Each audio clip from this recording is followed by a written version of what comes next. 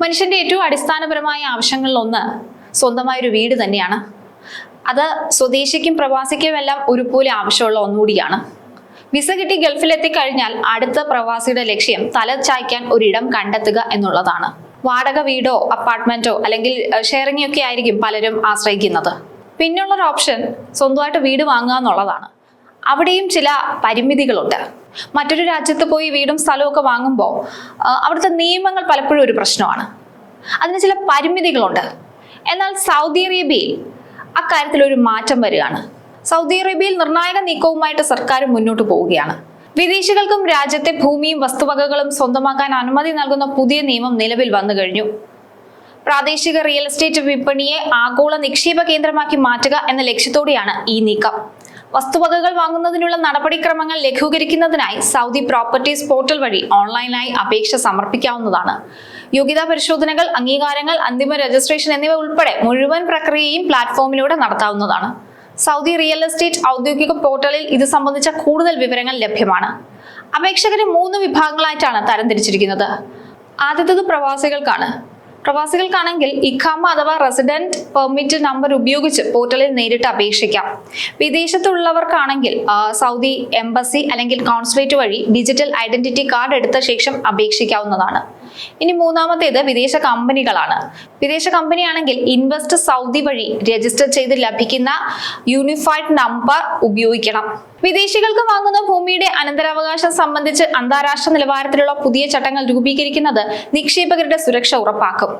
പുതിയ നിയമം നിലവിൽ വന്നുവെങ്കിലും വിശുദ്ധ നഗരങ്ങളായ മക്ക, മദീന എന്നിവിടങ്ങളിൽ കർശന നിയന്ത്രണങ്ങൾ തുടരും. സൗദി പൗരന്മാരുടെ പൂർണ്ണ ഉടമസ്ഥതയിലുള്ള കമ്പനികൾ, രാജ്യത്തിനകത്തും പുറത്തുമുള്ള മുസ്ലിം വ്യക്തികൾ എന്നിവർക്ക് മാത്രമായി പരിമിതപ്പെടുത്തിയിട്ടുണ്ട്. വിദേശികൾ വസ്തുവകകൾ സ്വന്തമാക്കി തുടങ്ങുന്നതോടെ രാജ്യത്തെ വാടക വിപണിയിൽ വലിയ രീതിയിലുള്ള മത്സരം ഉണ്ടാവുകയും അത് വാടക നിരക്കുകൾ കുറയാൻ കാരണമാവുകയും ചെയ്യും.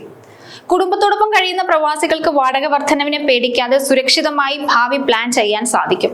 കുട്ടികളുടെ വിദ്യാഭ്യാസം കഴിഞ്ഞാലും അവിടെ തന്നെ തുടരാൻ ഇത് സഹായകമാകും. റിയാദ് പോലുള്ള നഗരങ്ങളിൽ 5 വർഷത്തേക്ക് വാടക വർദ്ധിപ്പിക്കുന്നത് സർക്കാർ തടഞ്ഞിട്ടുണ്ട്. ഇത് വിദേശ നിക്ഷേപകർക്ക് സ്ഥിരതയുള്ള വരുമാനം ഉറപ്പാക്കുമ്പോൾ തന്നെ സാധാരണക്കാരായ തൊഴിലാളികൾക്ക് അമിതമായ വാടക വർധനവിൽ നിന്ന് സംരക്ഷണം നൽകുന്നത് കൂടിയാണ്. നേരിട്ട് ഭൂമി വാങ്ങാൻ സാധിക്കാത്തവർക്ക് നിശ്ചിത തുക ഓഹരി വിപണി വഴി റിയൽ എസ്റ്റേറ്റ് മേഖലയിൽ നിക്ഷേപിക്കാൻ അവസരം ഒരുങ്ങും. ഇത് ചെറുകിട നിക്ഷേപകർക്ക് വലിയൊരു അവസരം കൂടിയാണ് നൽകുന്നത്. വാടക വീടുകളിൽ നിന്ന് സ്വന്തം വീടുകളിലേക്ക് മാറുന്നത് വഴി പ്രവാസികൾക്ക് രാജ്യത്തോടുള്ള ആത്മബന്ധം വർദ്ധിക്കും. ഇത് സ്വന്തം രാജ്യം എന്ന തോന്നൽ ഉണ്ടാക്കുകയും അവിടെ കൂടുതൽ കാലം തുടരാൻ പ്രേരിപ്പിക്കുകയും ചെയ്യും. വിദേശ കമ്പനികൾക്ക് സ്വന്തമായി ഓഫീസുകളും ഗോഡൌണുകളും വാങ്ങാൻ സാധിക്കുന്നത് വഴി അവരുടെ പ്രവർത്തന ചെലവ് കുറയുകയും കൂടുതൽ നിക്ഷേപം നടത്താൻ താല്പര്യം കാണിക്കുകയും ചെയ്യും. വിദേശ നിക്ഷേപം വരുന്നതോടെ പാർപ്പിട സമുച്ചയങ്ങളുടെയും വാണിജ്യ കെട്ടിടങ്ങളുടെയും നിർമ്മാണത്തിൽ വലിയ വർധനവുണ്ടാകും. ഇത് ഇന്ത്യ ഉൾപ്പെടെയുള്ള രാജ്യങ്ങളിൽ നിന്നുള്ള എഞ്ചിനീയർമാർക്കും തൊഴിലാളികൾക്കും പുതിയ തൊഴിലവസരങ്ങൾ നൽകുന്നതാണ്.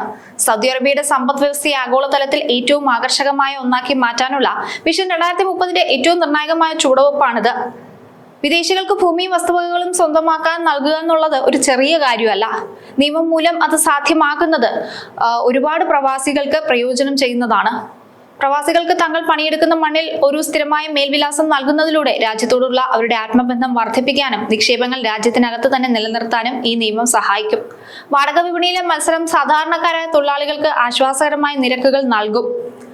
അതോടൊപ്പം തന്നെ ഈ കുതിച്ചുയരുന്ന വാടകയിലും ഒരു മാറ്റം ഉണ്ടാകും. എന്തായാലും പുതിയ കെട്ടിടങ്ങളെല്ലാം കൂടുതലായി സൗദിയിൽ വരും. ഇത് ഒരുപാട് പേർക്ക് തൊഴിലവസരങ്ങൾ നൽകുന്ന ഒന്നുകൂടിയാണ്.